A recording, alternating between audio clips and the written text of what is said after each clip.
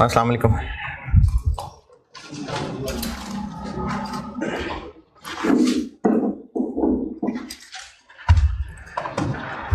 दुरूद शरीफ पढ़ें।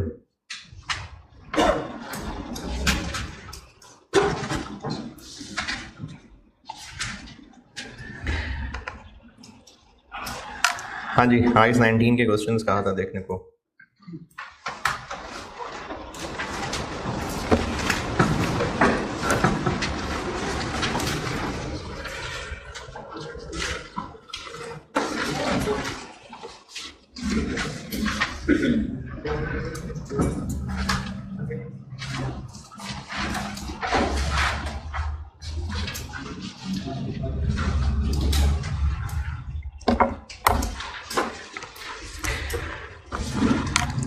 हाँ जी देखें, क्वेश्चन 1 जून 11, इसमें पहले पैराग्राफ में क्या लिखा हुआ?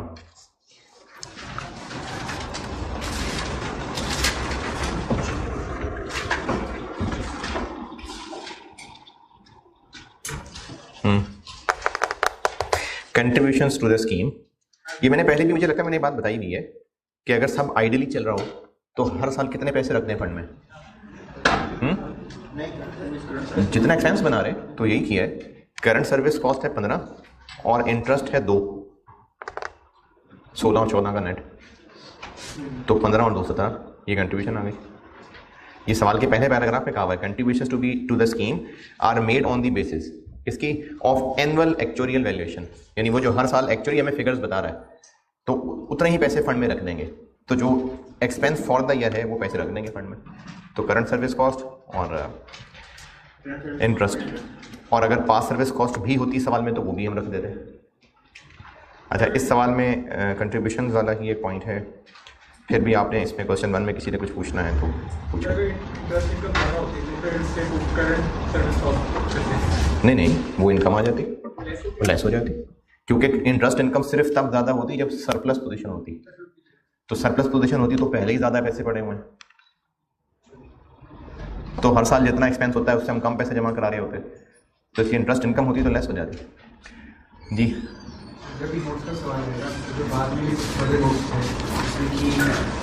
हाँ जी बिल्कुल।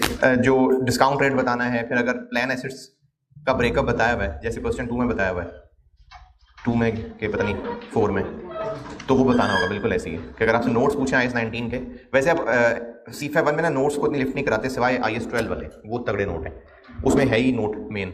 अदरवाइज बाकी चीज़ों के नोट्स नहीं ऐसे टेस्ट हो रहे होते, SFP SOCI के एक्सट्रैक्ट्स या जनरल एंट्रीज या जस्ट डिस्कशन।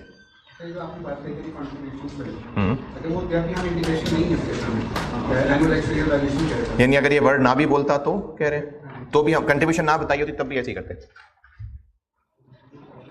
क्वेश्चन 1 में और कोई सवाल नहीं? क्वेश्चन नंबर 2 में कोई सवाल? जी बताएं। 5.4 में 15 आ रहा है पास सर्विस कॉस्ट, ये पास सर्विस कॉस्ट 5.4 में आ रहा है। सर ये एक तो ये एक्चुअरियल के नोट्स में ये बैलेंसिंग हो जा रहा है, OCI एक्चुअरियल OCI में पास सर्विस कॉस्ट थोड़ी जा रही है, उसका इफेक्ट तो जा रहा है ना सर ये एक्चुअरियल के नोट्स में। तो वो तो हर चीज़ का इफेक्ट जा रहा है, वो तो बेनिफिट पेड का भी जा रहा है, वो तो ओपनिंग का भी जा रहा है। अच्छा जी सर ये OCI में वैसे भी PNL में भी जा रहा है, OCI में भी जा रहा है। OCI में कहाँ जा रहा है? बैलेंसिंग में इफेक्ट जा रहा है, तो वो तो करंट सर्विस कॉस्ट का भी जा रहा है। बैलेंसिंग में इफेक्ट तो सारी चीज़ों का जा रहा है। बैलेंसिंग करने में सिर्फ पास सर्विस कॉस्ट का इफेक्ट जा रहा है, करंट सर्विस कॉस्ट का भी जा रहा है, तो क्या वो भी डबल काउंट हो? लेकिन एक्चुअरियल गेन लॉस तो पास सर्विस कॉस्ट OCI में जा रही है। हाँ, आप कह रहे हैं जो 5.4 में actuarial gain loss balancing figure निकाली है, तो पास सर्विस कॉस्ट का इसमें इफेक्ट गया, तो ओपनिंग का भी गया, करंट सर्विस कॉस्ट का भी गया, इंटरेस्ट का भी गया, बेनिफिट्स पेड का भी गया, क्लोजिंग का भी गया।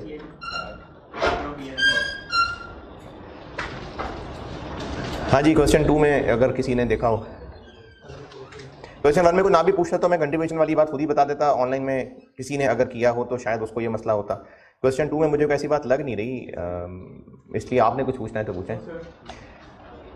अच्छा जी, क्वेश्चन नंबर 4 में, क्वेश्चन 4 में सिर्फ यही है कि जो assets fair value of plan assets उनका ब्रेकअप बताना होता है बस नोट के अंदर कि ये कितने हैं, कैश कितना है, म्यूचुअल फंड में कितने पैसे लगाए हुए हैं, शेयर्स में कितने पैसे लगाए हुए हैं, डिबेंचर्स में कितने पैसे लगाए हुए हैं। तो वो आपको कैसे पता चलेगा? सवाल वाला बताएगा। और बस बाकी तो है जी। ओपनिंग की वर्किंग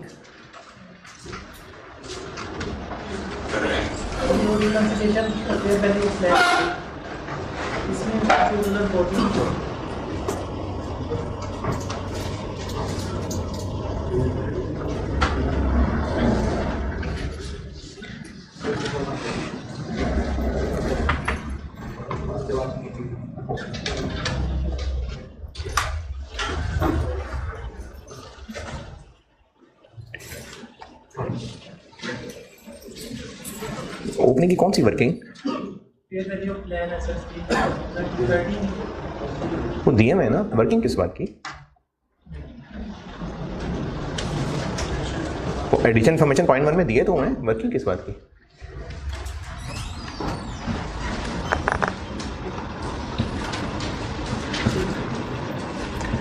हाँ जी, क्वेश्चन 4 में कुछ पूछना था।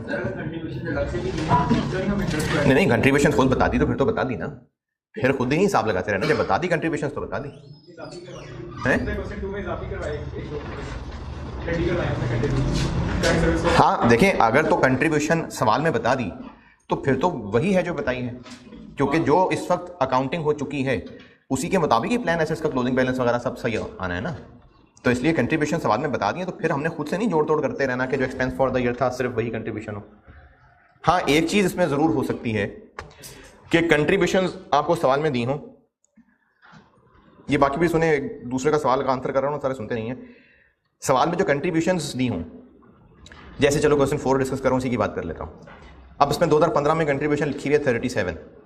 हो सकता है लिखा होता सवाल में कहीं कि जो 37 है इसमें 7 ऐसा है जो हमने भी दिया नहीं है, बस इरादा किया हुआ। तो कंट्रीब्यूशन में हम वो फिगर ना लेते। ये जो मैंने बोर्ड पे सवाल किया था उसमें ऐसा ही था, तो चूँकि पुरानी हो गई बात तो मैंने दोबारा बता दी। चले ठीक है जी, IAS 19 बस बहुत है। अभी रिसेंट अटेम्प्ट का सवाल में जो था वो या तो मैं मल्टीपल IAS में कराऊंगा, या भी मैं सोच रहा था आजकल में कि उसका एक पार्ट IFRS 2 का था, तो हो सकता है मैं IFRS 2 के साथ वो आधा सवाल कर लूँ डिस्कस। बहरहाल रिसेंटली ये हुआ है टेस्ट जी। पास सर्विस कॉस्ट की एंट्री पेजेस पर हट के देख लें,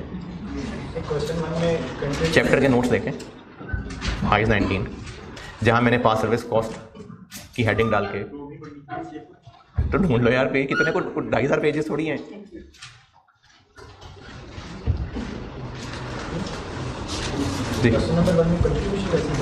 अभी तो बताया यार, ये मैंने पहले एक दफ़ा जिक्र किया था कि अगर आइडियली चलें तो जो हर साल एक्सपेंस बनता जा रहा है उतने पैसे उठा के जमा कराते जाएं, और यही सवाल के पहले पैराग्राफ में लिखी हुई है। Contributions to the scheme are made on the basis of annual actuarial valuations, कि जो फॉर द ईयर एक्चुरियल की वैल्यूएशन हैं उतने पैसे डाल दें।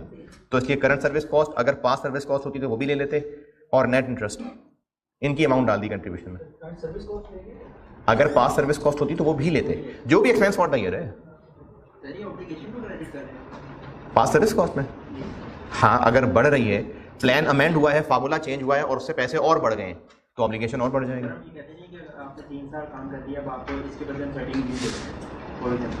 अच्छा तो पास सर्विस कॉस्ट नहीं, जो फार्मूला ऑलरेडी बनाया हुआ है सबके लिए उसमें चेंज की। पहले हमने फार्मूला बनाया हुआ था कि आखिरी सैलरी का 2.5%, अब उसको हमने 3.5% कर दिया। तो उससे जो गुजरे हुए साल हैं जिनकी अकाउंटिंग कराए थे उनको भी 2.5 से 3.5 करना है, तो जो 1% और बढ़ाना है वो पास सर्विस कॉस्ट है, या ये 2.5 से 1.5 भी हो सकता था। तो वो जो गुजरे हुए साल की अकाउंटिंग हो चुकी हुई है उसको 2.5 से 1.5 बनाना है, तो वो भी पास सर्विस कॉस्ट है। अगर नेगेटिव होती तो एंट्री जो आपने ढूंढी है इतनी मेहनत से, इतनी मुश्किल से जो पेजेस पलट के ढूंढी है, ये रिवर्स हो जाती। नेट इंटरेस्ट है 2 का, इनकम स्टेटमेंट में तो नेट इंटरेस्ट आता है। एक 16 है और एक 14 है, लाइबिलिटी वाला 16 है और प्लान एसेट्स वाला 14 है, तो नेट इंटरेस्ट इनकम स्टेटमेंट में तो 2 आना है, तो 15 और 2 17। चलें ठीक है जी। कल जो सवाल भी कराया था, एक छोटा सा रिकैप देता हूँ। कल ये किया था कि 3 इंस्ट्रूमेंट्स बोले थे, या तो शेयर्स इशू हो जाएं फ़ौरन, या शेयर ऑप्शंस फ़ौरन इशू हो जाएं, या पर्ची लिख के वादा कर लें। इन दोनों में से कोई चीज कल को देने का, तो वो जो पर्ची है उसकी भी हैसियत है। जनरल रूल ये था कि जब हमें गुड्स या सर्विसेज मिल रही हैं तो उस वक्त एसेट या एक्सपेंस डेबिट, और अगर इक्विटी सेटल्ड है तो इक्विटी का कोई अकाउंट क्रेडिट, और अगर कैश सेटल्ड है तो लायबिलिटी क्रेडिट। और ये एंट्री जनरली तब होनी चाहिए जब गुड्स सर्विसेज मिल रही हैं। लेकिन एम्प्लॉई के केस में ये ओवर द पीरियड भी हो सकती है। इसको फिर और एक्सप्लेन किया था। इसमें फिर दो केसेस पड़े थे। केस वन ये था कि वेस्ट इमीडिएटली, यानी कोई शर्त नहीं लगाई मजीद किसी सर्विस की, तो फौरन के फौरन एक्सपेंस डेबिट और फौरन के फौरन शेयर इशू कर दिए तो शेयर कैपिटल या प्रीमियम क्रेडिट, या फौरन के फौरन शेयर ऑप्शंस दे दी तो एक्सपेंस डेबिट और शेयर ऑप्शंस क्रेडिट। दूसरा केस ये था कि एम्प्लॉई को कुछ मेहनत करने की शर्त लगा दी। अब वो शर्तें दो तरह की थी, सर्विस कंडीशंस और परफॉर्मेंस कंडीशंस। सर्विस कंडीशन ये थी कि जिसमें सिर्फ जिंदा रहना था और नौकरी करनी थी बस, तो जितना अरसा नौकरी की शर्त थी वो वेस्टिंग पीरियड था। तो एक्सपेंस डेबिट और इक्विटी क्रेडिट कितने अरसे पे फैला के, over the vesting period.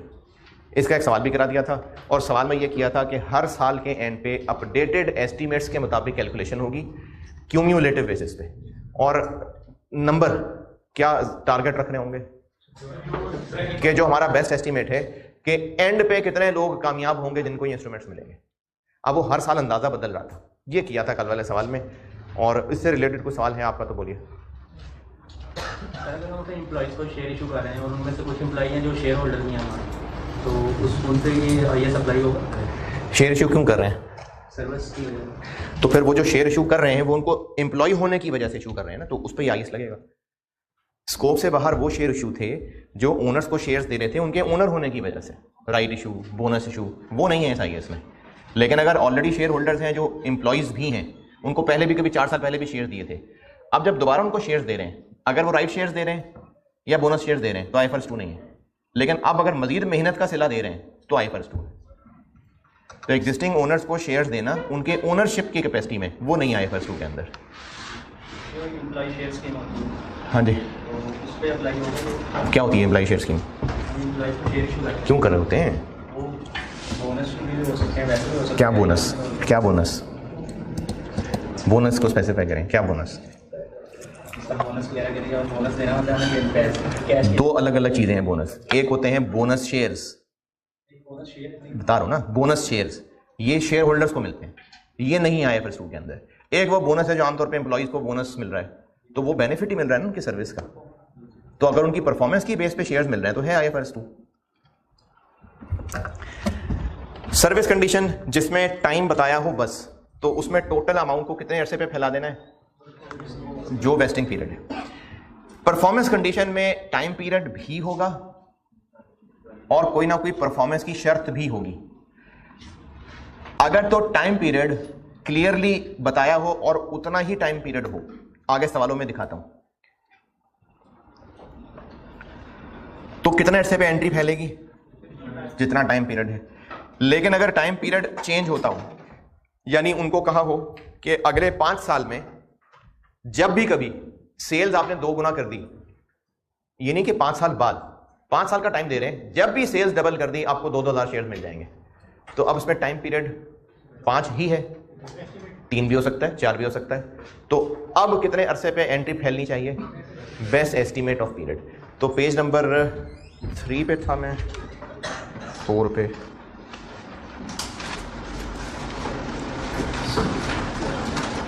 Ji page 4, page 4। Service condition तक कल बात हो गई थी, इसका एक सवाल भी करा दिया था। परफॉर्मेंस कंडीशन में लिखा हुआ सिर्फ और सिर्फ पहला पॉइंट पढ़ लें अभी। पेज 4 पे हूं। सर्विस कंडीशन कल बता दी थी, एक सवाल भी कर लिया था। अब परफॉर्मेंस कंडीशन का सिर्फ पहला पॉइंट पढ़ लें, दूसरा नहीं।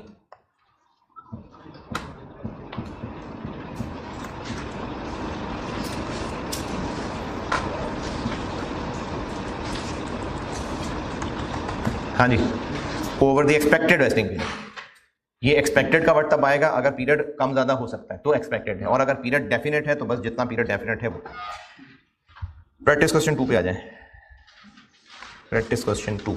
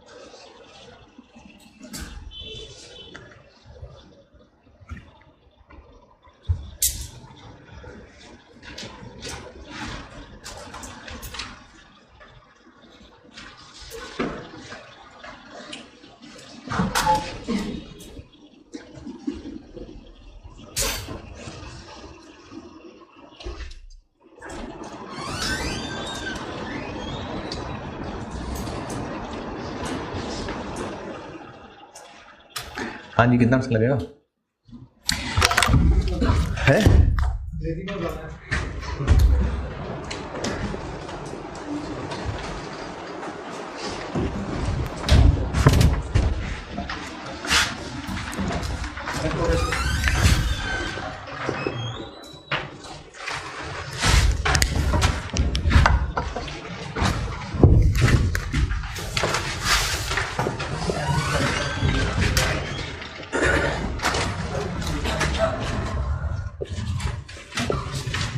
पहले पैराग्राफ के मुझे डिजिट्स बताइएगा। 18%, पहले पैराग्राफ के 13, 10%। अच्छा, इसमें ये जो है ना, इस सवाल प्रैक्टिस क्वेश्चन जो हैं इसमें तकरीबन सारे ही, कोई एक आधे के अलावा, ये मैंने आईएएस की ओरिजिनल जो इलस्ट्रेटिव एग्जांपल हैं उन्हीं को सवालों की शक्ल दी हुई है। उनमें तो डिस्कस हुआ होता, तो मैंने उनको सवालों की शक्ल दी हुई है। पास्ट पेपर एक सवाल करेंगे हम लोग, कल तो मुश्किल है संडे वाली क्लास में। उसमें एक काम खुद कैलकुलेट करना पड़ेगा, जो उसमें आपको ग्रोथ बता दिया था उसमें हम एक सवाल करेंगे पास्ट पेपर का, उसमें खुद कैलकुलेट करना पड़ा था। अच्छा, पहले पैराग्राफ में कहा क्या हुआ है? पहले पैराग्राफ में ऑफर यह किया एम्प्लॉयज को कि दिल लगा के काम करो, और अगर तो पहले ही साल में प्रॉफिट 18% ग्रो कर गया, इंक्रीज कर गया, और मैं साथ साथ बता भी देता हूं, पिछले साल प्रॉफिट टोटल जो कमाया था, ऐसी खुद ही बता रहा हूं, वो 100 मिलियन था। तो हमने अपने एम्प्लॉयज को कहा है कि अगर तो अगले साल प्रॉफिट हो गया 118 मिलियन या इससे ज्यादा, तो कितने परसेंट बढ़ा? 18%। अगर तो पहले साल में प्रॉफिट 18% बढ़ा लिया तो उसी साल में मिल जाएंगे शेयर्स। लेकिन अगर पहले साल में प्रॉफिट नहीं बढ़ सका तो कोई मसला नहीं। पहले साल में प्रॉफिट हुआ 112,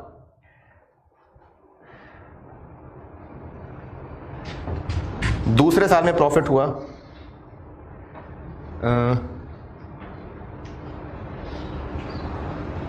108, और दूसरे साल में हो गया 126,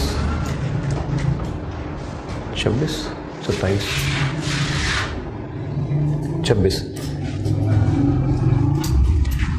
2 साल में टोटल कितना प्रॉफिट बढ़ा? 27 मिलियन। ये तो 2 साल में बढ़ा है, तो ये कितने परसेंट है? 13.5%। ये मतलब है एवरेज पर ईयर का। At the end of year 2, the entity's earnings increase by more than an average of 13% per year over the 2-year period. तो दूसरे साल में प्रॉफिट 127 मिलियन है, इन 2 साल में प्रॉफिट 100 से बढ़ के 127 तक पहुंच गया, 27 मिलियन बढ़ गया 2 साल में। एक साल में कितना? Divide by 2, percentage 13.5%। अब ये इस क्राइटेरिया में फॉल कर गया, अब दे देंगे शेयर्स।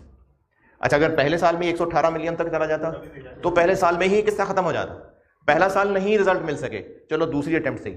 दूसरे साल में पर ईयर एवरेज अगर 13% भी ग्रोथ आ गई तो दूसरे साल मिल जाएंगे शेयर्स, वो भी हासिल नहीं हो सके। तीसरा साल आ गया, अब अगर तीसरे साल में पहुंच गए और तीसरे साल में प्रॉफिट अगर एवरेज निकालें तो वो 10% कम से कम है, तो फिर तीसरे साल में शेयर मिल जाएंगे। और अगर वो भी नहीं होता तो बस की बात खत्म। ये पहले पैराग्राफ में लिखा हुआ है। पहले पैराग्राफ की अंग्रेजी पढ़ के ये बात ना समझ आई हो। पहला पैराग्राफ, ये तो पहले पैराग्राफ में जस्ट ऑफर्स हैं। अब हुआ क्या?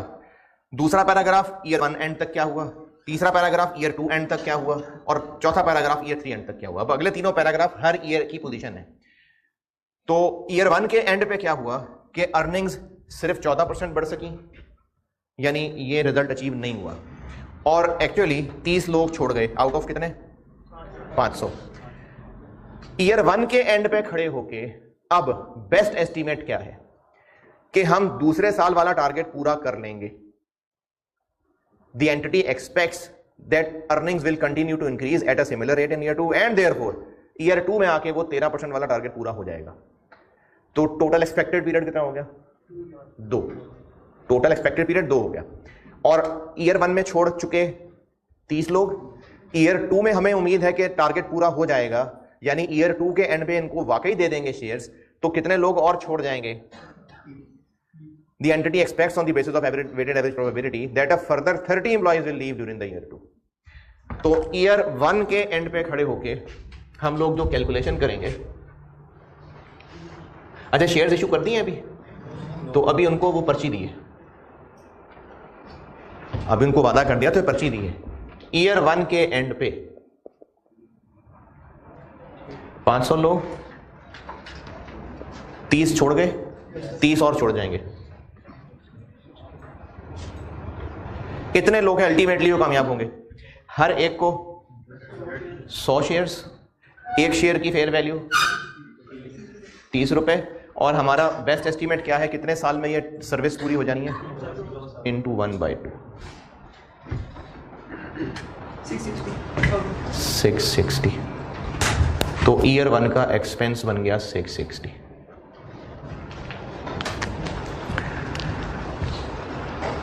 हाँ जी, ईयर 1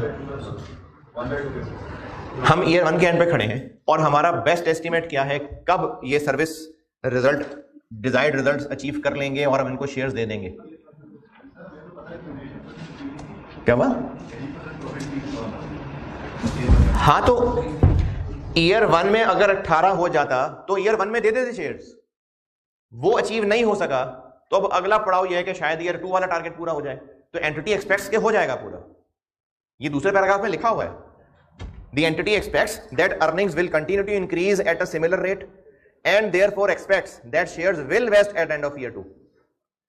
तो ईयर 1 के एंड पे खड़े होके हमारा बेस्ट एस्टीमेट ये है कि 2 साल के अंदर अंदर एम्प्लॉइज रिजल्ट हासिल कर लेंगे और उनको शेयर्स दे देंगे। तो उन 2 में से भी एक गुजरा है, तो 1/2। जब ईयर 2 एंड हुआ तो ईयर 2 में भी टारगेट अचीव इनसे कोई नहीं हुआ, लेकिन ईयर 2 में मायूसी नहीं है और लग रहा है कि ईयर 3 में जरूर हो जाएंगे कामयाब। जैसे स्टूडेंट अटेम्प्ट देते हैं ना। अच्छा चले, तीसरे साल उम्मीद है कि रिजल्ट हो जाएगा हासिल। तो अब जब ईयर 2 में बीडी तो हो गया ये, अब ईयर 2 के अंदर बेस्ट एस्टीमेट क्या है? 500 में से ईयर 1 में कितने गए? ईयर 1 में 30 एक्चुअली गए, ईयर 2 में एक्चुअली 28 चले गए, 58 हो गए, और अभी ईयर 2 के एंड पे खड़े हैं और बेस्ट एस्टीमेट ये है कि 25 और छोड़ जाएंगे, यानी 30, 28 और टोटल 25, तो कितने हो गए? इतने हैं जो अल्टीमेटली लोग कामयाब होंगे। ईयर 2 के एंड पे खड़े हो गए बेस्ट एस्टीमेट 83। ईयर 1 में कितने लोग छोड़ गए? दूसरे पैराग्राफ में लिखा हुआ 30 लोग छोड़ गए। हम ईयर 2 के एंड पे खड़े हैं, दूसरे साल में भी और लोग छोड़े होंगे, वो भी पता है कितने? तीसरे पैराग्राफ में लिखा हुआ। ये ईयर 2 पे पहला सेंटेंस खत्म हो गया, उसके बाद अगला सेंटेंस शुरू हुआ है, 28 employees have left during the year. तो 30 और 28, 58 तो एक्चुअली छोड़ गए, लेकिन अभी भी बेस्ट अंदाजा ये है कि तीसरे साल में 25 और छोड़ जाएंगे। तीसरे साल में ना, the entity expects that a further 25 employees will leave during year 3। तो इन टोटल 83 छोड़ जाएंगे। अब इतने लोग होंगे जो कामयाब होंगे, इनटू हर एक को 100 शेयर्स, एक शेयर 30 रुपए का होगा। उस दिन एक शेयर 30 रुपए का होगा, नहीं ग्रांड डेट पे शेयर 30 रुपए का था। अच्छा, शेयर 30 रुपए का था तो ये पर्ची भी फिर 30 रुपए की थी। हम ये फेयर वैल्यूज पर्ची की कैलकुलेट करें और इनटू अब 2/3, क्योंकि अब बेस्ट एस्टीमेट 3 साल का है और 2 गुजर गए। कितना? 834,000। तो दूसरे साल का एक्सपेंस बन गया 174,000।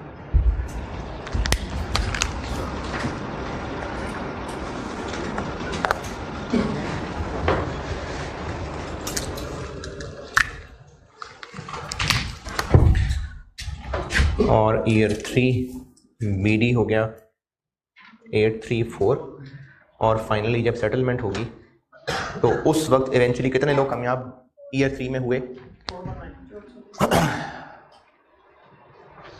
419, वो उन्होंने दे ही दिए। अगर 419 ना दिए होते और ये बताया होता कि ईयर 3 में एक्चुअली 23 लोग छोड़ के गए, तो 30, 28 और 23 इतने लोग एक्चुअली छोड़ गए, तो पीछे रह गए 419 इंटू 100 इंटू 30 रुपए, इंटू 3/3 1257,000 तो मज़ीद एक्सपेंस बन जाएगा 423,000। और SOCI में ईयर 1 में इतनी एम्प्लॉय कॉस्ट, ईयर 2 में इतनी एम्प्लॉय कॉस्ट, ईयर 3 में इतनी एम्प्लॉय कॉस्ट। SOFP में इक्विटी इंस्ट्रूमेंट ग्रांटेड इतने, ईयर 2 में इतने, ईयर 3 में शेयर इशू हो जाएंगे। और जब शेयर इशू होंगे तो कितने शेयर इशू होंगे?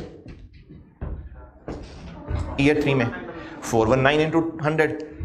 और एक शेयर की फेस वैल्यू मुझे लिखनी चाहिए थी, इसके होगी मुझसे 10 रुपये फेस वैल्यू। तो क्या एंट्री करें तीसरे साल के एंड पे?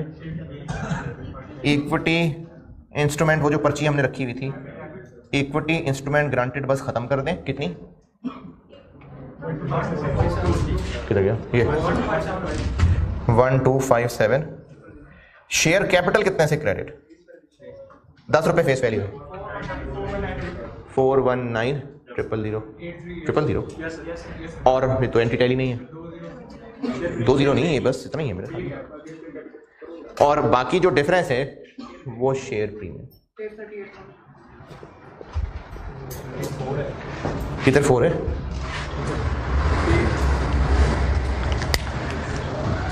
ये जरा इधर उधर हो गया।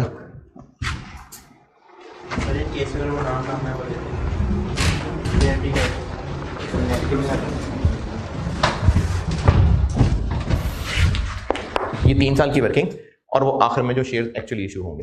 क्या हो गया अगर क्या होता? इस पे करता हूँ बात अभी, इस पे होनी है बात अभी।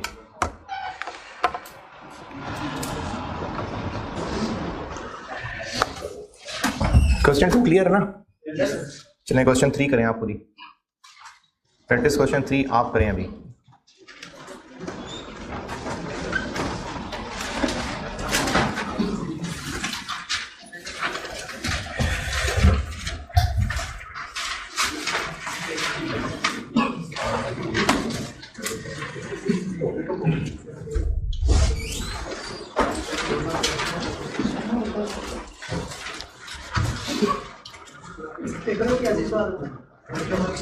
पेपर में नहीं, ये ज़्यादा लेंथी है।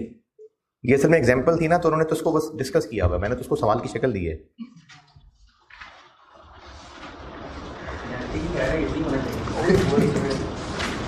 हाँ, बाकियों के लिए कह लें।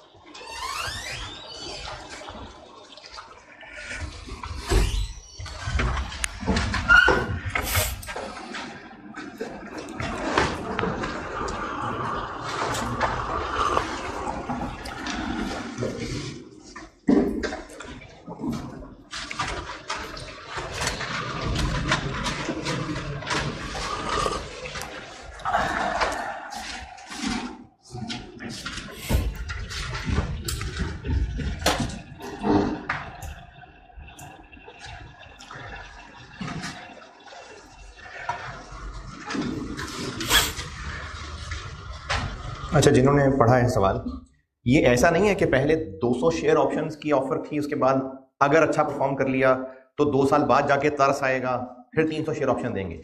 ये स्टार्ट में ही डिफाइंड है कि अगर इस क्लास में फॉल किए तो इतनी शेयर ऑप्शंस, इस क्लास में फॉल किए तो इतनी शेयर ऑप्शन। ये सब पहले दिन डिफाइंड है, 200 भी और 300 भी सब पहले दिन डिफाइंड है।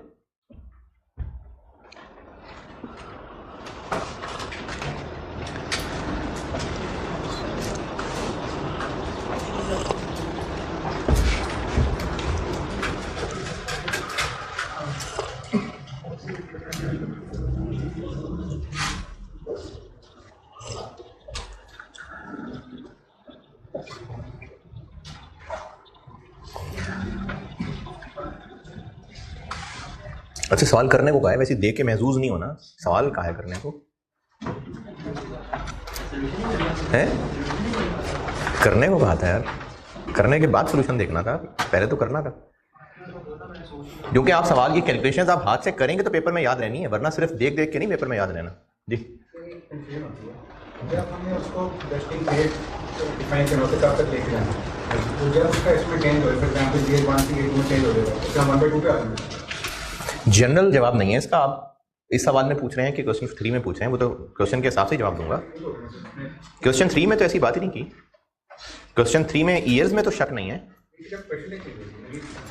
नहीं, देखें ये जो क्वेश्चन 2 था ना, इसमें तो हर साल की ऑफर थी कि अगर पहले साल में रिजल्ट अचीव कर लिया तो पहले साल में कितना खत्म कर देंगे शेयर देके, नहीं तो दूसरे साल में रिजल्ट अचीव हो गया तो दूसरे साल में पूरा कर देंगे।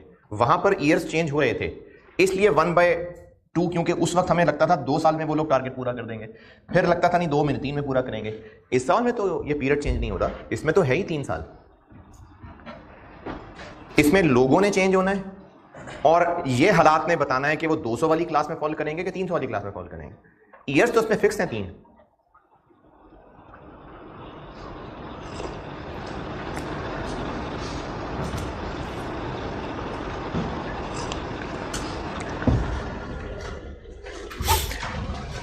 अगर सिर्फ सोल्यूशन देखना होता तो मैं बिल्कुल कहता कि सोल्यूशन देख लें, इसको करें, ये कैलकुलेशन हाथ से गुजरे हैं आपके।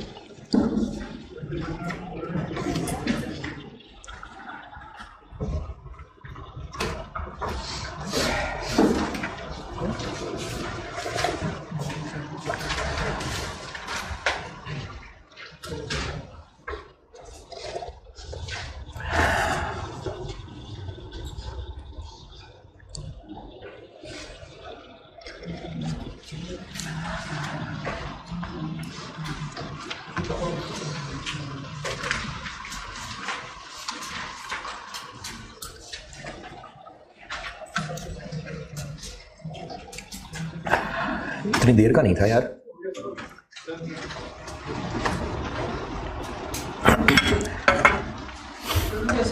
हैं? आसान है, मॉडिफिकेशन के ज़्यादा चांस है, मॉडिफिकेशन थोड़ा सा कॉम्प्लिकेटेड है।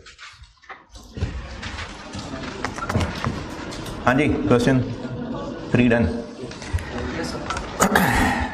ऑफर की थी कि अगर तो प्रॉफिट की इंक्रीज 5 से 10% के दरमियान हुई तो हर एक को 100 शेयर ऑप्शन मिलेंगी, 10 से 15 के दरमियान हुई तो 200 मिलेंगी, और 15 से ऊपर हुई तो 300 मिलेंगी। ये अभी से डिफाइंड है और है टोटल 3 साल ही। पिछले सवाल में 3 साल टोटल लाजमी नहीं थे। इससे पिछले सवाल में उनको कहा हुआ था कि जब भी ये जो प्रॉफिट का टारगेट है वो पूरा हो गया, चाहे वो पहले साल में पूरा हो गया, पहले साल में शेयर्स मिल जाते, इसलिए वहां एक्सपेक्टेड पीरियड था। यहां पर है ही 3 साल। यहां पर अगर एस्टीमेट बदलना है तो एक तो लोगों का बदलना है जिन्होंने छोड़ के जाना है, या शेयर ऑप्शन की तादाद का बदलना है कि वो कौन सी क्लास में फॉल करेंगे। तो ईयर 1 तक हमें लगता था कि 200 शेयर ऑप्शन वाली क्लास में फॉल होगी परफॉर्मेंस, तो ईयर 1 की कैलकुलेशन 200 के हिसाब से की, लेकिन ईयर 2 और 3 में 300 के हिसाब से की। प्राइस इन शेयर ऑप्शंस की वही ग्रांडेड वाली 20 रुपये, और लोगों की आनियाँ जानियाँ 80, 85, 86, इन तीनों साल की फिगर में से किसी भी साल में कोई भी ज़रा सी भी कन्फ्यूजन है तो बताइए। लोगों के तादाद पे 200 से 300 में कैसे गए, इस पे जी डन, कोई मसला नहीं। चलें गुड। क्वेश्चन 4 भी कर दें, क्वेश्चन 4 भी आप कर दें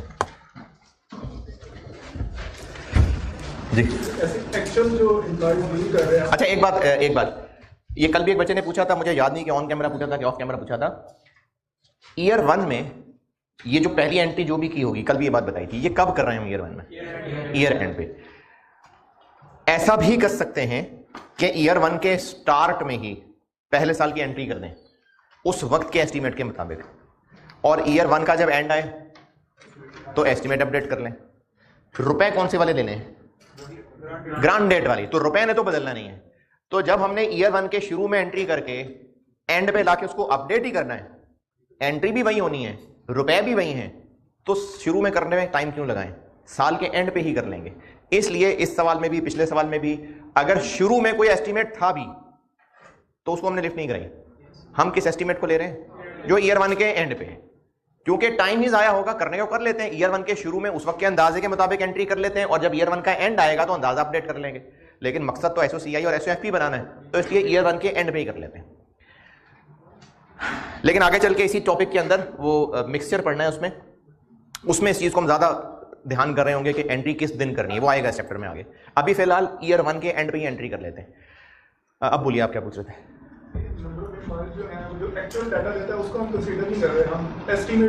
हम किस चीज़ का एस्टीमेट ले रहे हैं एम्प्लॉइज में? हमने अपनी कैलकुलेशन में नंबर ऑफ एम्प्लॉइज कौन से यूज करने हैं, चाहे पहले साल की कैलकुलेशन कर रहे हैं, चाहे दूसरे की, चाहे तीसरे की। जो एंड पे कामयाब होंगे, जो एंड पे कामयाब होंगे और उनको शेयर ऑप्शन मिल जाएंगी, पहले दिन से हम उन्हीं का अंदाजा लगा रहे हैं। ये जो हम कैलकुलेशन कर रहे हैं ना, इसमें नंबर ऑफ एम्प्लॉइज हमने वो लेने हैं जो हमारा अभी का अंदाजा है कि एंड पे कामयाब हो जाएंगे।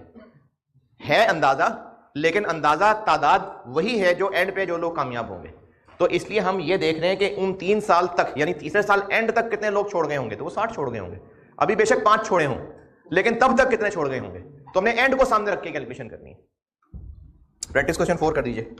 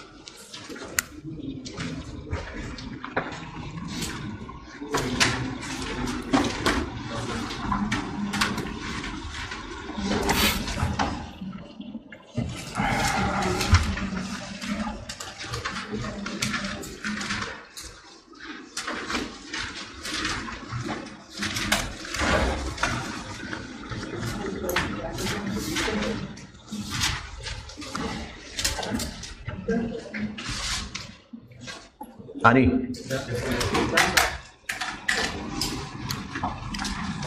ये एक्सरसाइज करने जो हमसे पैसे हम भी लेते हैं। जी मैं सवाल सारी टर्म समझाता हूँ। अच्छा, कल वाली कुछ चीजें मैं रिपीट कर रहा हूँ, बार बार रिपीट करता रहूंगा, आपको ऐसे याद होंगी। 3 तरह के इंस्ट्रूमेंट्स इस चैप्टर में हम कर रहे हैं। इक्विटी सेटलमेंट की बात कर रहा हूँ। या तो फॉरेन शेयर इशू कर रहे होंगे, तो इस सूरत में इक्विटी इंस्ट्रूमेंट ग्रांटेड क्या हुए, शेयर्स। या शेयर ऑप्शंस दे रहे होंगे फॉरेन, तो इक्विटी इंस्ट्रूमेंट ग्रांटेड क्या हुए, शेयर ऑप्शन। या फिर शेयर्स या शेयर ऑप्शंस बाद में देने का वादा कर रहे होंगे, यानी पर्ची दे रहे होंगे, तो फिर इक्विटी इंस्ट्रूमेंट ग्रांटेड क्या हुई, ये पर्ची। ग्रांट डेट पे इक्विटी इंस्ट्रूमेंट ग्रांटेड की फेयर वैल्यू क्या होगी, अभी सवालिया निशान नहीं लगा। ग्रांट डेट पे इक्विटी इंस्ट्रूमेंट ग्रांटेड की, इक्विटी इंस्ट्रूमेंट ग्रांटेड 3 तरह के हो सकते हैं, या तो फॉरेन शेयर्स दे रहे होंगे, या फॉरेन शेयर ऑप्शन दे रहे होंगे, या इन दोनों में से किसी एक की पर्ची दे रहे होंगे। तो इन तीनों में से ये इक्विटी इंस्ट्रूमेंट ग्रांटेड है। हमने एंट्री करने की अमाउंट क्या रखनी है, कल वाली बात भी। प्रायोरिटी क्या होगी, गुड्स सर्विसेज की फेयर वैल्यू, जैसे प्लान खरीदा था, बिल्डिंग खरीदी थी, लेकिन एम्प्लॉयज के केस में ये नहीं पता लग रही होगी, तो दूसरा नंबर, हाँ जी, किसकी fair value, equity instrument granted की फेयर वैल्यू। अगर फॉरेन शेयर्स दे रहे हैं तो इक्विटी इंस्ट्रूमेंट ग्रांटेड शेयर्स हैं, तो इक्विटी इंस्ट्रूमेंट ग्रांटेड की फेयर वैल्यू क्या होगी, जो शेयर्स की फेयर वैल्यू है। अगर फॉरेन शेयर ऑप्शंस दे रहे हैं तो इक्विटी इंस्ट्रूमेंट ग्रांटेड क्या होंगी, share options. Equity instrument granted की फेयर वैल्यू क्या होगी, शेयर ऑप्शंस की फेयर वैल्यू। अगर पर्ची दे रहे हैं तो इक्विटी इंस्ट्रूमेंट ग्रांटेड पर्ची है। अच्छा, पर्ची क्या है, अगर शेयर्स और शेयर ऑप्शन बाद में कभी देने हैं तो फिर पर्ची इक्विटी इंस्ट्रूमेंट ग्रांटेड है, तो इस पर्ची की फेयर वैल्यू क्या होगी, जिस चीज की ये पर्ची है उस चीज की फेयर वैल्यू उस दिन क्या होगी।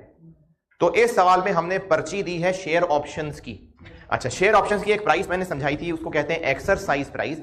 वो ये होती है कि जिसके पास ऑप्शन है उसको हक दे दिया गया कि वो इतना कैश कंपनी को देगा तो कंपनी उसको शेयर इशू कर देगी। सस्ते में ये ऑफर हो तो ज्यादा अच्छी बात है, कि महंगी हो तो अच्छी बात है।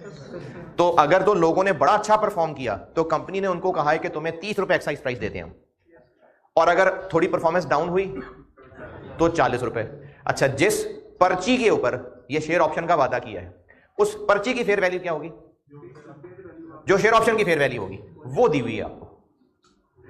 एक 16 रुपए दी हुई है और एक 12 रुपए दी हुई है, और ये दोनों कब की हैं, ग्रांट डेट की। ऐसा नहीं है कि पहले साल 16 थी, साल गुजरा तो 12 हो गई, ये हैं दोनों ही ग्रांट डेट की। अब अगर हमारा बेस्ट एस्टीमेट होगा कि एम्प्लॉय की परफॉर्मेंस उसको 30 रुपए एक्सरसाइज प्राइस वाले जिता देगी, अगर हमारा बेस्ट एस्टीमेट होगा कि एम्प्लॉय की परफॉर्मेंस उसको 30 रुपीज एक्सरसाइज प्राइस इनाम में दिलवा देगी, तो इस पर्ची की फेयर वैल्यू 16 रुपए।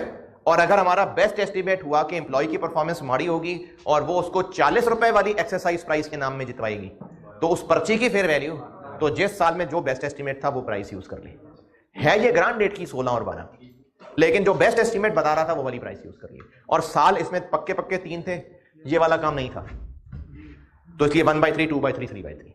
तो ये 16 और 12 था इसमें समझाने वाला। आपको इसमें कोई अंग्रेजी ना समझ आई हो, कोई नंबर ऑफ पर्सन ना समझ आए हो।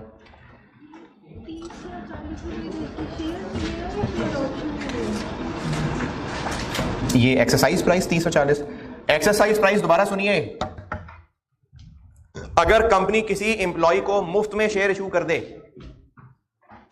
तो एम्प्लॉई को बगैर पैसे के शेयर इशू हो जाएंगे। अगर एम्प्लॉय को शेयर ऑप्शन दे तो क्या होगी शेयर ऑप्शन? क्या होती है शेयर ऑप्शन? कि उसको एक प्राइस प्रॉमिस की होगी, उस प्राइस को क्या कहते हैं? Exercise price. अगर उसने ये ऑप्शन एक्सरसाइज करनी हुई तो 30 रुपए कंपनी को कैश देगा और उस 30 रुपए के बदले कंपनी उसको नया शेयर इशू कर देगी। ये एक्सरसाइज प्राइस होती है। और इनसे रिलेटेड कंफ्यूजन देखें, कैलकुलेशन बनाए छोटी छोटी चीजें हैं, इसलिए मैं बार बार रिपीट कर रहा हूं। और आपको जिनमें कंफ्यूजन है तो बेटा पूछते रहिए, साथ साथ बार बार होती रहेगी, बात पक्की हो जाएगी। हाँ जी, डिडक्ट कहाँ करवा रहा है? एक्सरसाइज प्राइस है ना? हाँ, ठीक है, मतलब 30 रुपीज का वैल्यू एक्सरसाइज होगी। 30 रुपीज की वैल्यू एक्सरसाइज होगी, मतलब 30 के अगेंस्ट जो है वो मिलेगा इसे जो है 12 रुपीज फेयर वैल्यू का शेयर मिलेगा। ये चीज है, मैं ये कह रहा हूँ कि दोबारा बोलो। एक्सरसाइज प्राइस जो है हाँ, वो ज्यादा नहीं है जो फेयर। दोबारा बोले, दोबारा बोले, पूरी बात दोबारा करें। 30 रुपीज, क्योंकि मैंने कैलकुलेशन शुरू से बोलना है यार, शुरू से। 30 क्या? 30 जो एक्सरसाइज, हाँ, ठीक है, वो एम्प्लॉई जो है वो चार्ज कर रहा है, एम्प्लॉई की चार्ज नहीं हो रही। अगर एम्प्लॉय ने ये ऑप्शन एक्सरसाइज की तो एम्प्लॉय 30 रुपए देगा, ठीक है, फिर तो उसके अगेंस्ट जो शेयर की वैल्यू होगी जो उसे मिलेगा, हाँ, वो उसकी वैल्यू कम नहीं है। अच्छा, बाकी लोग भी सुने भाई। ये हो सकता है कि आप में से कोई ये बात सोच रहा हो, जो भी स्टूडेंट ने पूछे। मैं आपसे सवाल शेयर कर देता हूँ पहले। छोटा सा कागज फालतू कोई ऐसी बस फाड़ने की जरूरत नहीं, कोई पर्ची शर्ची हो तो।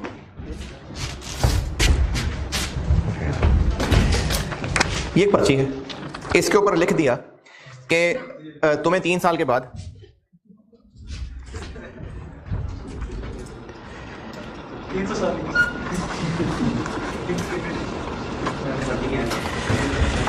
30 रुपए एक्सरसाइज प्राइस की शेयर ऑप्शन तुम्हारे हवाले हो जाएगी 3 साल बाद। अभी शेयर ऑप्शन दी नहीं है, अभी सिर्फ ये पर्ची दी है। इस पर्ची की भी कोई कीमत होगी या पर्ची खैर है घुमा दे कहीं? ये पर्ची कीमती होगी ना, तो इस पर्ची की कीमत क्यों होगी? ये क्यों कीमती चीज होगी उस शेयर होल्डर के लिए? क्योंकि सस्ते में मिलने की ऑफर है उसके पास। उसके पास ऑफर है कि वो ये पर्ची दिखाएगा। अच्छा, अभी सस्ते में मिलने की ऑफर नहीं है उसके पास, ये पर्ची दिखाएगा तो एक और पर्ची मिलेगी, वो शेयर ऑप्शन होगी। शेयर ऑप्शन भी एक पर्ची है।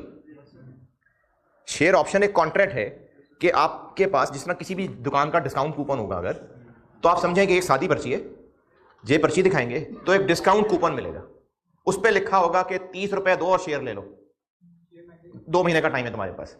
उस ऑप्शन होल्डर को उसमें क्या चार्म होगा? कब उसको फायदे वाला लगेगी शेयर ऑप्शन? जब शेयर 30 रुपए से महंगा होगा तो ही उसके लिए वो फायदा है। अच्छा, वो शेयर ऑप्शन अभी नहीं मिली, अभी पर्ची पे लिखा हुआ है कि तुम्हें शेयर ऑप्शन देंगे हम। इस पर्ची की भी तो एक वर्थ होगी ना। इस पर्ची की वर्थ 16 रुपए, शेयर 16 रुपए का नहीं है। शेयर तो 50-60 रुपए का शायद होगा, इस पर्ची की कीमत 16 रुपए। नहीं समझ आया? तो ये जो छोटी सी पर्ची है इसकी कीमत 16 रुपए, क्योंकि इसके ऊपर लिखा हुआ है कि पर्ची दिखाना, शेयर ऑप्शन ले लेना। फिर एम्प्लॉय पर्ची देगा, उसको शेयर ऑप्शन मिल जाएगी 30 रुपए एक्सरसाइज प्राइस वाली। फिर कल को वो 30 रुपए देगा और शेयर ले लेगा। तो इस छोटी सी पर्ची से देखो कितना फायदा होने वाला है उसका। तो इस पर्ची की कीमत 16 रुपए है। ये लो 16 रुपए की पर्ची आपको देनी है। 3 साल बाद वो एम्प्लॉय, जल्दी करना यार, बहुत सारा कुछ पढ़ना है। मैं एक और एग्जांपल से रिलेट करूंगा। नहीं, ये एग्जांपल नहीं समझ आई नहीं समझ तो आ गई, तो बस फिर क्या खेलना शुरू कर दी? नहीं मतलब अगर एक लाइफ एक प्लॉट है, बैलेटिंग के ऊपर वो जो है उसका रेट जो है वो अभी बैलेटिंग होनी है, जस्ट बिफोर बैलेटिंग उसका जो है एक रेट डिसाइड कर दिया जाता है। और उसके बाद जो है जब बैलेटिंग हो जाती है तो उसके बाद उसकी जो है प्लॉट की अलॉटमेंट होती है, जो कुछ भी होता है तो उसकी वैल्यू आ जाएगी। तो वो वैल्यू जो है वो ज़्यादा होगी। इस तरह का भी सीन है। चलो अभी ब्रेक में मैं समझने की कोशिश करता हूँ।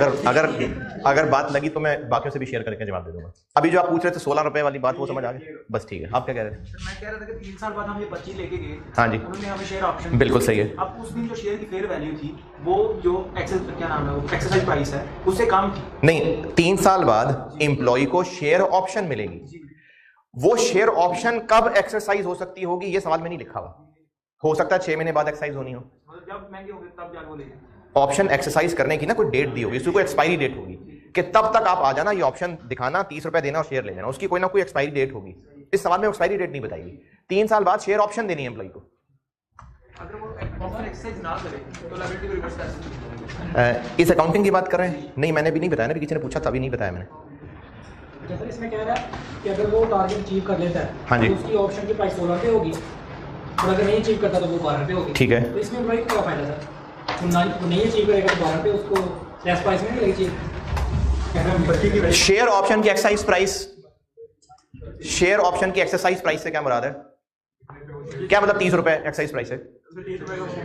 कि जो उस ऑप्शन होल्डर को राइट दिया है कि जब भी एक्सपायरी डेट होगी वो उस दिन आए, 30 रुपए दे और शेयर ले ले।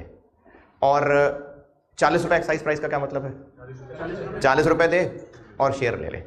कौन सी शेयर ऑप्शन? उसी शेयर को 30 रुपए खरीदने की ऑफर और उसी शेयर को 40 रुपए के खरीदने की ऑफर। कौन सी ऑप्शन अच्छी? 30 वाली। तो उस ऑप्शन की वर्थ 16 रुपए है और जो 40 रुपए एक्सरसाइज प्राइस वाली ऑप्शन है वो 12 रुपए वर्थ की शेयर ऑप्शन है। तो जो एम्प्लॉय अच्छा परफॉर्म करेगा उसको 30 रुपए एक्सरसाइज प्राइस वाला इनाम मिलेगा और जो थोड़ा डाउन परफॉर्म करेगा उसको 40 रुपए एक्सरसाइज वाला शेयर ऑप्शन मिलेगा। तो इस शेयर ऑप्शन की फेयर वैल्यू 16 रुपए और 12 रुपए। तो इसकी वैल्यू इसलिए ज्यादा है क्योंकि इसके अगेंस्ट कल को आपको शेयर सस्ता मिलेगा। हाँ बिल्कुल, 30 रुपए वाली ऑप्शन इसलिए महंगी है क्योंकि सस्ता खरीदने की ऑफर है। क्वेश्चन 4, ये मैं इन पे जो डिस्कशन कर रहा हूं ना, मैं टाइम जाया नहीं कर रहा, आपको छोटी छोटी चीजों पे क्लैरिटी होगी तो फिर इस पे ग्रिप बनेगी। प्रैक्टिस क्वेश्चन 4 से रिलेटेड कोई भी कंफ्यूजन। चले बस अब चैप्टर के नोट्स में आ जाएं। पेज नंबर 4 पे मैं था। Chapter number page number 4, performance condition का अभी पॉइंट 1 बताया है आपको।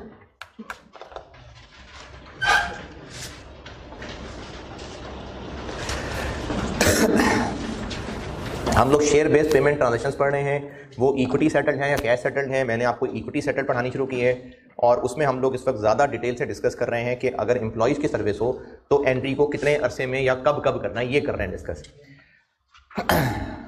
उसमें केस 1 ये था कि वेस्ट इमीडिएटली, यानी कोई मजीद परफॉर्मेंस रिक्वायर्ड नहीं है तो फॉरेन के foreign expense debit, equity credit. और अगर वेस्टिंग कंडीशंस हैं तो फिर 2 तरह की कंडीशन थी, या वो सर्विस कंडीशन थी या परफॉर्मेंस कंडीशन थी। अगर सर्विस कंडीशन हो तो क्या करना है? ओवर द सर्विस पीरियड फैला देना है। और अगर परफॉर्मेंस कंडीशन हो तो भी ओवर द सर्विस पीरियड फैला देना है। बस अगर परफॉर्मेंस कंडीशन हो तो एस्टिमेट्स बदलते रह रहे होंगे, नंबर ऑफ एम्प्लॉइज तो बहरहाल बदल ही रहे होंगे, लेकिन परफॉर्मेंस कंडीशन में आपने 3 सवाल कर लिए, 2 क्वेश्चन 3 और 4। तो इनमें वो परफॉर्मेंस से बेस करते हुए चीजें बदलती थी। है सर्विस कंडीशन में भी, परफॉर्मेंस कंडीशन में भी। तरीका सेम इस तरह से है कि नंबर ऑफ एम्प्लॉइज का बेस्ट एस्टिमेट और over the period. Performance conditions को आगे फिर मजीद 2 टुकड़ों में बांट रहा हूं। पेज 4 पे हूं मैं चैप्टर में। परफॉर्मेंस कंडीशंस की मिसालें क्या क्या हो सकती हैं? 2 तो सवालों में देख ली। प्रॉफिट को बढ़ा दिया, सेल प्राइस बढ़ा दी, कॉस्ट कम करना हो सकता है, और turnover, employ turnover, certificate of merit हो सकता है, गुड मेडल हो सकता है। और मार्केट बेस बढ़ाने को कहा जा सकता है कि 4 शहरों में हमारे ऑपरेशन हैं, अगर 10 शहरों में हो गए तो वॉल्यूम बढ़ाया जा सकता है। कस्टमर बेस बढ़ाना हो सकता है, प्रोडक्ट की क्वालिटी इंप्रूव करना हो सकता है, कोई जिस तरह ये प्रोडक्ट की क्वालिटीज होती हैं, हो सकता है कोई रेटिंग इंप्रूव कराना हो।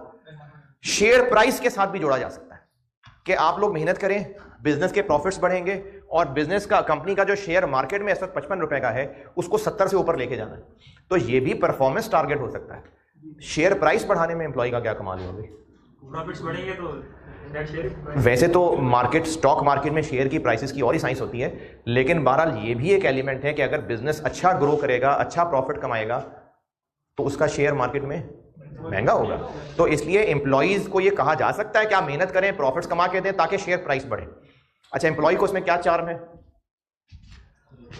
अगर उसको साथ ही ऑफर की है कि शेयर प्राइस यहां तक पहुंचा दो तो 500-500 शेयर्स मिल जाएंगे, तो शेयर प्राइस भी महंगी हो जाएगी, उसको महंगे शेयर्स मिल जाएंगे मुफ्त में। तो कंडीशंस के अंदर, परफॉर्मेंस कंडीशंस के अंदर शेयर प्राइस से लिंक शर्तें भी हो सकती हैं। उसके अलावा प्रॉफिट्स, कॉस्ट को कम करना, परसेंटेज सेल्स ग्रो करवा देना, मार्केट बेस बढ़ा देना, ये भी हो सकती हैं। इनको दो कैटेगरीज में बांटा है। परफॉर्मेंस कंडीशन में से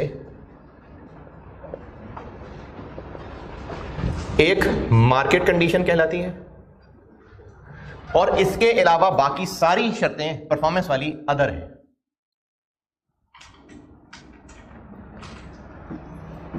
और मार्केट कंडीशन उस परफॉर्मेंस कंडीशन को कहते हैं जिसमें एम्प्लॉय को शेयर प्राइस के साथ मोटिवेट किया जा रहा है।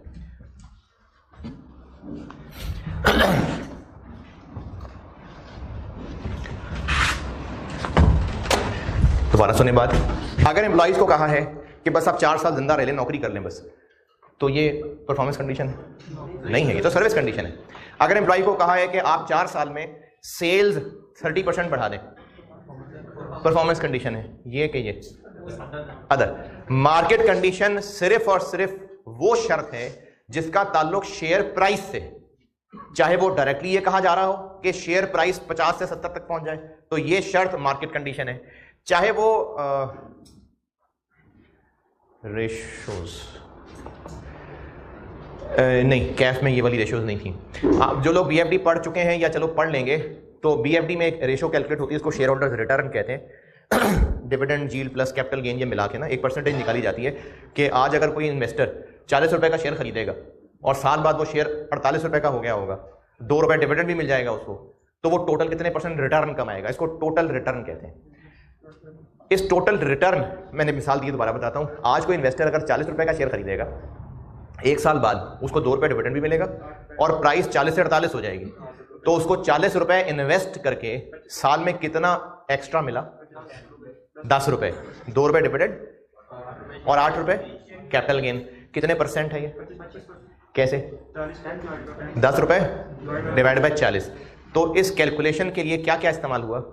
शेयर प्राइस हुई ना इस्तेमाल, तो ये भी मार्केट कंडीशन है। तो मार्केट कंडीशन वो शर्त है जिसमें एम्प्लॉइज को जो टारगेट दिया जा रहा है उसमें कहीं ना कहीं directly indirectly share price linked है।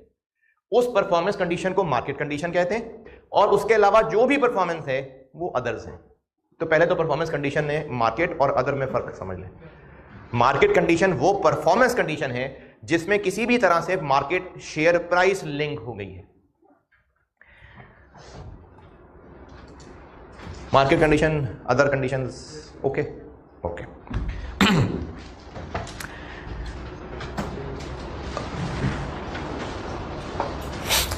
जब कंडीशंस लग रही होंगी ना, कंडीशंस, तो ये कंडीशंस लगाना ये साबित कर रहा है कि अभी नहीं मिल रहे शेयर और शेयर ऑप्शन, बाद में मिलेंगे। अभी क्या मिल रहा है? पर्ची। अभी पर्ची मिल रही है। उस पर्ची की फेयर वैल्यू 16 रुपए, 12 रुपए, ये किसी तरीके से ही कैलकुलेट की होगी, आपको तो गिवन होगा वो, लेकिन इनकी फेयर वैल्यू निकालने के मुख्तलिफ स्टेटिस्टिकल मॉडल्स होते हैं। जैसे बाइनोमियल एक ऑप्शन प्राइसिंग मॉडल होता है, फिर ब्लैक स्कोल मॉडल एक होता है, और भी होते होंगे। ये मॉडल्स हैं, मुख्तलिफ उलमा ने बनाए हुए हैं। इन मॉडल्स में कोई फार्मूला होगा, यानी कोई तरीका होगा, उस तरीके में कुछ ना कुछ इनपुट्स डालते होंगे और आंसर आ जाएगा 16 रुपए, आंसर आ जाएगा 12 रुपए। ये जो पर्ची है ना, इसकी फेयर वैल्यू 16 रुपए 12 रुपए निकालने के कोई होंगे मॉडल्स, आपके स्कोप में नहीं है वो मॉडल्स, आपको 16 रुपए 12 रुपए दिया होगा। उस 16 रुपए और 12 रुपए की कैलकुलेशन के लिए कोई ना कोई फार्मूला लग रहा होगा। उस फार्मूले में कुछ फिगर्स इनपुट होती होंगी और उसका आंसर 16 या 12 रुपए आ जाएगा।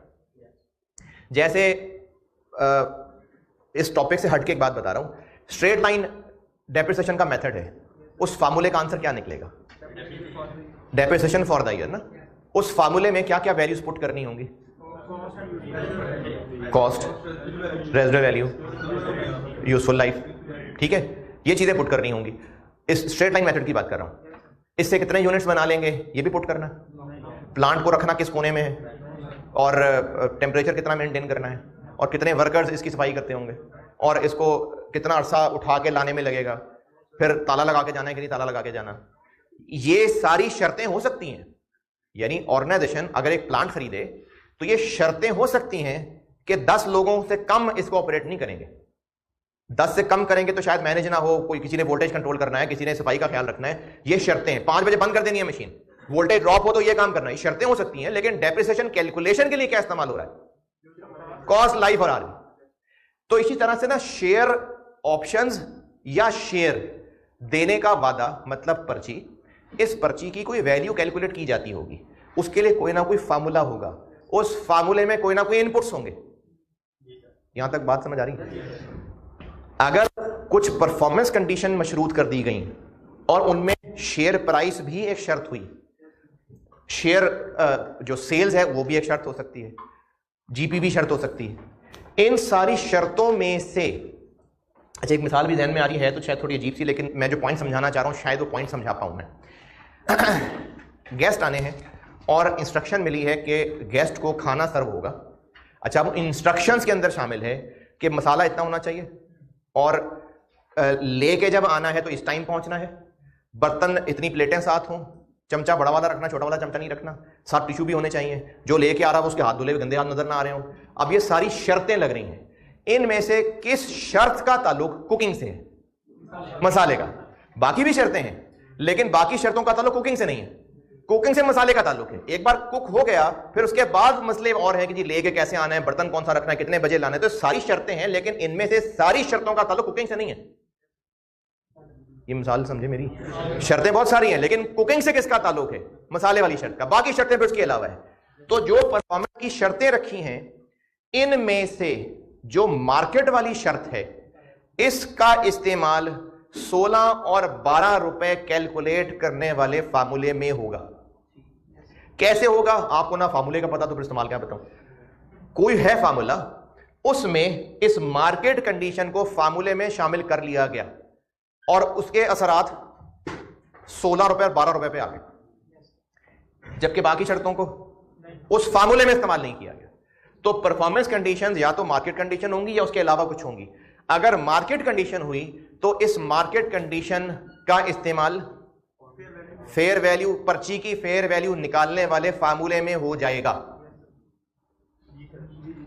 पेज 4 के एंड पे, पेज 4 का एंड, पॉइंट नंबर 2, पहले पेज 4 में जितना लिखा पहले वो पढ़ लें, बल्कि उससे भी पहले पेज 5 के टॉप पे मार्केट कंडीशन का डब्बा पढ़ने बस। पेज 5 का टॉप मार्केट कंडीशन का डब्बा पढ़ने बस।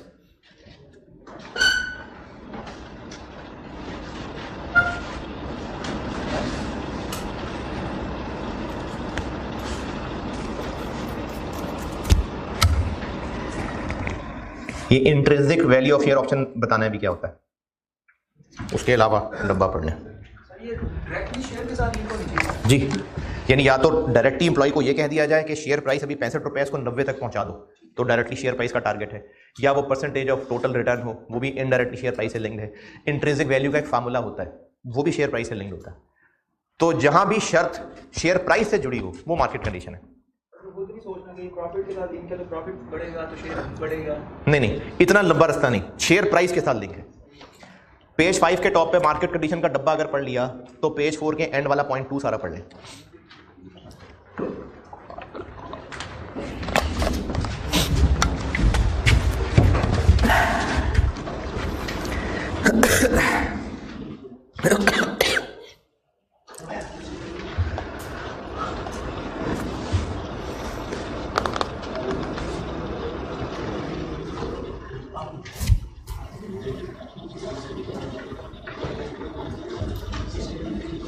कुछ पढ़ने को है यार। पेज 4 के एंड पे जो पॉइंट 2 लिखा हुआ है ये सारा पढ़ लें। सारा मतलब पॉइंट पेज 4 पे है जितना भी। अगर परफॉर्मेंस कंडीशन में मार्केट कंडीशन है तो इसका इस्तेमाल स्टूडेंट ने नहीं करना, क्योंकि स्टूडेंट तो वो फार्मूला नहीं लगा रहा होगा। इसका इस्तेमाल वो करेगा जिसने फार्मूला लगा के उस पर्ची की फेयर वैल्यू निकालनी है, वो इसका वहां इस्तेमाल कर लेगा। और इस पर्ची की फेयर वैल्यू किस दिन की लेनी होती है हमने? Grant date. तो बस वो ग्रांड डेट की ही फिगर होती है, हर साल अपडेट नहीं हो रही होती। ये लिखा हुआ है कि इसको हमने रिवाइज नहीं करते रहना।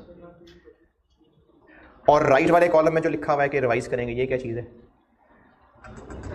ये वो है जो अभी सवाल में 1/2 था, फिर 2/3 हो गई, वो वाली बात की कि अगर परफॉर्मेंस कंडीशन है मार्केट कंडीशन के अलावा वाली, तो उसमें हम पीरियड बेस्ट एस्टिमेट ले रहे होंगे और वो रिवाइज भी हो सकता है। लेकिन मार्केट कंडीशन का इस्तेमाल सिर्फ इतना है कि वो फेयर वैल्यू ऑफ पर्ची में इस्तेमाल होगी, जो कि स्टूडेंट ने इस्तेमाल नहीं करनी होगी, स्टूडेंट को दी होगी वो फेयर वैल्यू ऑफ पर्ची। हाँ जी, शेयर प्राइस से लेंगे, यही चीजें होती हैं।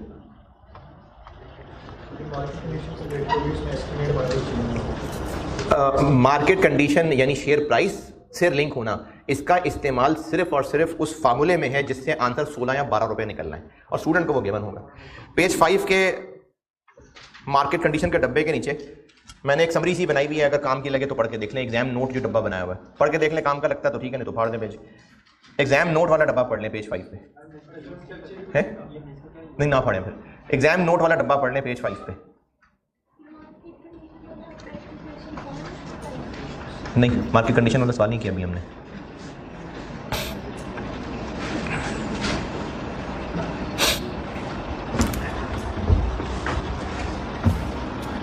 पेज 5 पे एग्जाम नोट वाला डब्बा कहाँ है, पढ़ लें।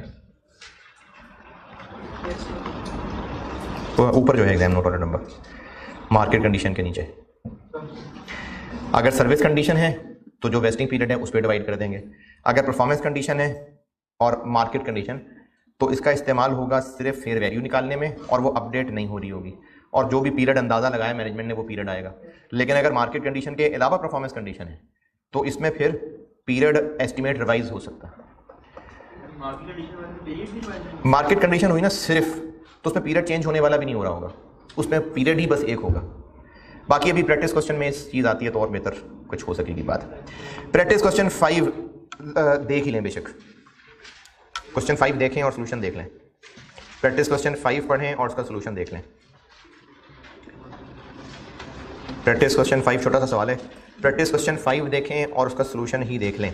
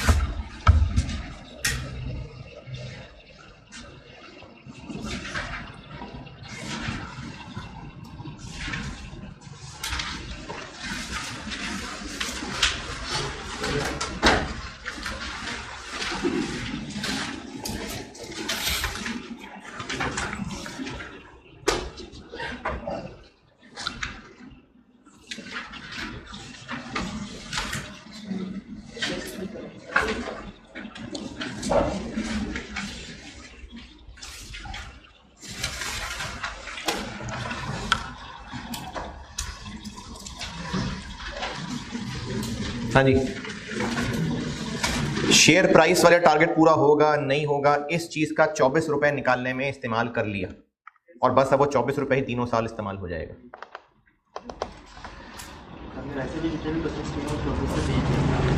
हाँ तो वो पहले हमें 24 दिया हुआ था, अब हम ये देख रहे हैं कि 24 निकला कैसे होगा, तो मार्केट कंडीशन को इस्तेमाल करके निकला होगा।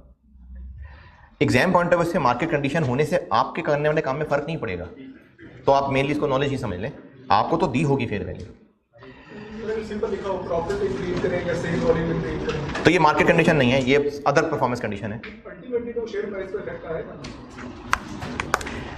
ये जो हम लोग उस पर्ची की फेयर वैल्यू निकाल रहे हैं ना, इस पर्ची की फेयर वैल्यू, इस पर्ची की फेयर वैल्यू निकालने का जो भी फार्मूला है उस फार्मूले के अंदर कुछ तो वैल्यूज डल रही होंगी, उन वैल्यूज के अंदर ये मार्केट कंडीशन का होना इस्तेमाल होगा, बाकी परफॉर्मेंस कंडीशन उस फार्मूले में इस्तेमाल नहीं हो रही होंगी। मैंने वही मिसाल दोबारा देता हूं कि अगर शर्तों में ये भी शामिल है कि मसाला इतना रखना है, इस बर्तन में लेके आना है, हाथ धो के लेके आना है, इन सारी शर्तों में से पकाने का ताल्लुक, पकाने से किसका ताल्लुक है? सिर्फ मसाले वाली शर्त का, बाकियों का ताल्लुक पकाने से नहीं है। तो उस पर्ची की फेयर वैल्यू निकालने से ताल्लुक सिर्फ इस मार्केट कंडीशन का। Practice question 5 done. क्या जी? या तो टारगेट अचीव होगा या नहीं होगा, तो ये लिखा हुआ बस कि इसको कंसिडर कर लिया हुआ है 24 रुपए निकालने में। जी हाँ जी, हाँ जी, हाँ जी। टारगेट ना मीट हुआ तो क्या करेंगे? इस पे मैंने नहीं की है बात अभी अभी इस पे मैंने कर रही पहले भी 2 लोगों ने पूछा है कि तीसरे साल अगर नहीं होता तो क्या होगा, मैंने करनी है इस पे बात अभी करता हूँ बात इस पे।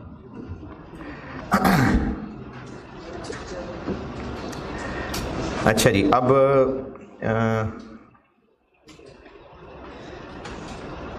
पेज 4 हो गया पूरा, 5 भी।